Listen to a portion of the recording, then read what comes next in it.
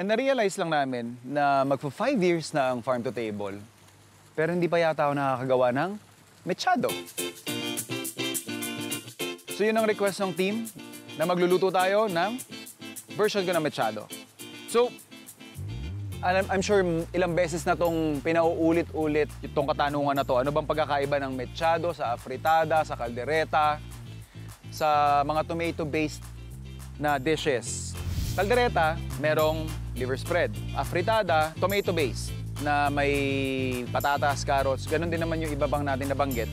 Menudo, may hotdog, yung iba may pasas. Mechado naman, ang pinakamadaling ma-differentiate kasi mas darker yung shade nito.